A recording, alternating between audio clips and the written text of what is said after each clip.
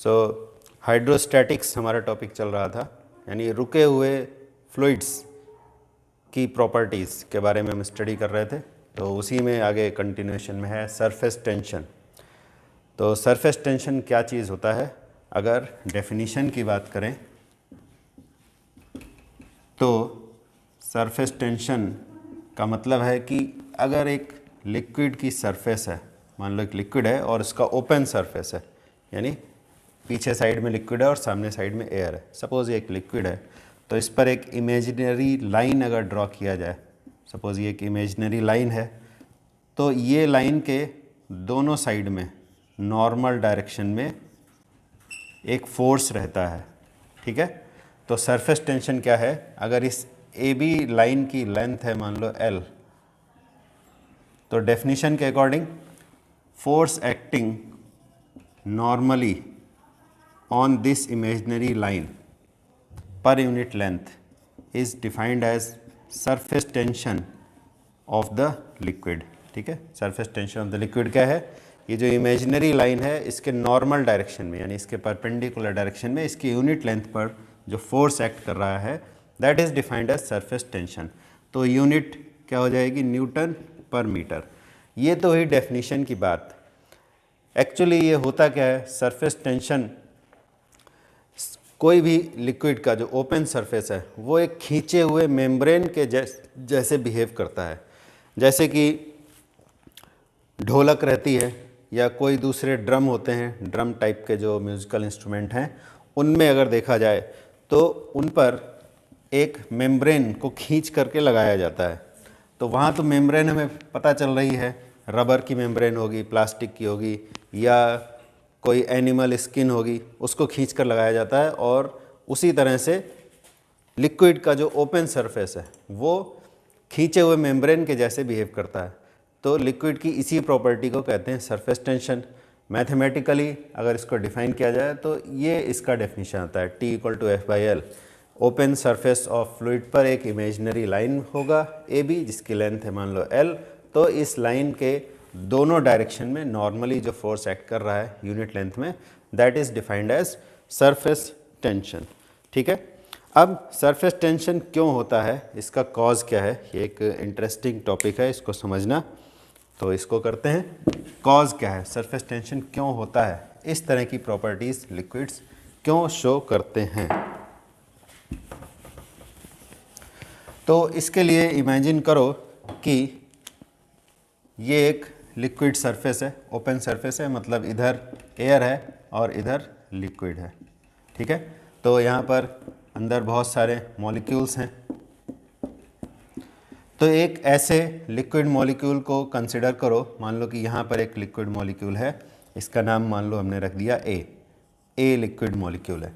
इसके सभी डायरेक्शंस में लिक्विड के दूसरे मॉलिक्यूल्स हैं और उन मॉलिक्यूल्स की वजह से इस लिक्विड मॉलिक्यूल ए पर सभी डायरेक्शंस में इंटरमॉलिक्यूलर फोर्स एक्ट करता है। तो सभी डायरेक्शन में एक जैसे मॉलिक्यूल्स हैं, उनका नंबर भी एक जैसा है। ये सिर्फ बोर्ड के प्लेन में नहीं है, इधर भी हैं, बैक साइड में भी है, यानी कि एक स्फेयर जैसा है जो मॉलिक्यूल्स इस लिक्विड मॉलिक्यूल ए पर फोर्स लगा रहे हैं। एक इमेजिनरी स्फेयर जैसा सोचो कि इस लिक्विड मॉलिक्यूल के सभी डायरेक्शन में जो दूसरे लिक्विड मॉलिक्यूल्स हैं वो इसको सभी डायरेक्शंस में खींच रहे हैं। तो सभी डायरेक्शन में खींचने की वजह से इस पर लगने वाला जो नेट फोर्स होगा वो 0 हो जाएगा। ठीक है, ऐसे ही जितने भी लिक्विड मॉलिक्यूल्स यहाँ पर होंगे इस सरफेस के काफ़ी नीचे, उन सब के साथ ऐसा ही होगा। फिर एक लिक्विड मॉलिक्यूल इमेजिन करो, सपोज़ यहाँ पर हमने इमेजिन किया B पॉइंट पर। ठीक है, B पॉइंट पर एक लिक्विड मॉलिक्यूल इमेजिन किया, इस पर भी सभी डायरेक्शंस में इंटरमॉलिक्यूलर फोर्स लग रहा होगा, दूसरे लिक्विड मॉलिक्यूल इस पर फोर्स लगा रहे होंगे। लेकिन अगर इस साइड में देखें, इस साइड में सरफेस वाली साइड में, इधर नंबर ऑफ मॉलिक्यूल्स कंपैरेटिवली कम होगा जितना बाकी सभी डायरेक्शंस में होगा। यानी यहाँ जो हमें स्फेयर दिखाई दे रहा है, इस स्फेयर को असल में कहते हैं स्फेयर ऑफ मॉलिक्यूलर एक्टिविटी। ठीक है, स्फेयर ऑफ मॉलिक्यूलर एक्टिविटी। तो ए का जो स्फेयर ऑफ मॉलिक्यूलर एक्टिविटी है, मॉलिक्यूलर एक्टिविटी मीन्स वो इमेजिनरी स्फेयर जिसके अंदर आने वाले दूसरे लिक्विड मॉलिक्यूल्स इस पर फोर्स लगाएंगे, that is sphere of molecular activity. B और ए में क्या डिफरेंस है? बी ऐसा मॉलिक्यूल है जिसका sphere of molecular activity partially liquid के अंदर है और उसका कुछ पार्ट लिक्विड सरफेस के बाहर है। या टेक्निकली स्पीकिंग कि जो मॉलिक्यूल्स हैं जो इस बी पर फोर्स लगा रहे हैं, बी मॉलिक्यूल पर, वो इस साइड में ज़्यादा हैं, इधर साइड में ज़्यादा हैं, बट ऊपर की साइड में कम है। तो इस पर नेट फोर्स जो होगा वो ज़ीरो नहीं होगा, ज़ीरो से कुछ ज़्यादा होगा। ऐसे ही एक लिक्विड मॉलिक्यूल को इमेजिन करो जो एकदम सरफेस पर ही है। मान लो ये सी जो लिक्विड मॉलिक्यूल है उस पर लगने वाले जो इंटरमॉलिक्यूलर फोर्सेस होंगे वो कैसे होंगे? वो इस तरह से कुछ होंगे, ठीक है। सरफेस पर है, ऊपर से अगर देखेंगे, टॉप जो देखेंगे तो सी के चारों तरफ ऐसे सरफेस के प्लेन में भी होंगे, नीचे साइड में भी होंगे, ठीक है, इन ऑल डायरेक्शंस। तो ऐसा हम बोल सकते हैं, अगर स्फेयर ऑफ मॉलिक्यूलर एक्टिविटी के टर्म्स में कहें तो सी का जो स्फेयर ऑफ मॉलिक्यूलर एक्टिविटी है वो आधा लिक्विड के अंदर है और आधा है ही नहीं, एयर में है, मतलब है ही नहीं, उधर तो मॉलिक्यूल्स हैं नहीं लिक्विड के। यानी इसका स्फेयर ऑफ मॉलिक्यूलर एक्टिविटी ए के कंपैरिजन में आधा ही है, बी के कंपैरिजन में भी कम है, बी का स्फेयर ऑफ मॉलिक्यूलर एक्टिविटी का वॉल्यूम इससे भी कम है, ठीक है। तो इस डिस्कशन से ये हम कंक्लूड कर सकते हैं कि जैसे जैसे लिक्विड मॉलिक्यूल सरफेस की तरफ जाता है, ये क्या है, ये ओपन सरफेस है लिक्विड का, जैसे जैसे सरफेस की तरफ जाता है उस पर नेट फोर्स बढ़ता चला जाता है। यहाँ पर देखो ऊपर मॉलिक्यूल है ही नहीं, जितने मॉलिक्यूल हैं वो नीचे की तरफ हैं, ठीक है। तो इस पर जो एफ नेट होगा वो बी से भी ज़्यादा होगा, ठीक। यानी ए बी सी तीनों मॉलिक्यूल्स का अगर देखें तो ए पर लगने वाला फोर्स तो ज़ीरो होगा और बी पर जो नेट फोर्स लगेगा वो सी से कम होगा, ठीक है। सी पर सबसे ज़्यादा नेट फोर्स लग रहा होगा, यानी कि सरफेस की तरफ जैसे जैसे मॉलिक्यूल जाता है उस पर नेट फोर्स बढ़ने लगता है। और ये नेट फोर्स किस तरफ है? देखो इधर तो मॉलिक्यूल्स हैं ही नहीं, लिक्विड मॉलिक्यूल्स, सभी मॉलिक्यूल्स इस तरफ हैं और इसमें ज़्यादातर मॉलिक्यूल्स इस तरफ हैं, ठीक है। तो बी और सी पर नेट फोर्स ज़ीरो नहीं है और उसका डायरेक्शन क्या है? वो लिक्विड में अंदर की तरफ है, ठीक है। ये एफ सी है, ये एफ बी है, अंदर की तरफ लिक्विड के मॉलिक्यूल्स को खींचा जा रहा है। ये तो एक साइड हुआ डिस्कशन का। डिस्कशन का दूसरा साइड जो है वो ये है कि अब लिक्विड का अगर ओपन सरफेस है तो सरफेस तो तभी बनेगा जब वहाँ पर मॉलिक्यूल्स होंगे। ऑब्वियस ही बात है, लिक्विड का सरफेस बिना लिक्विड मॉलिक्यूल्स के कैसे बन सकता है? तो सरफेस तभी बनेगा जब यहाँ पर लिक्विड मॉलिक्यूल्स होंगे।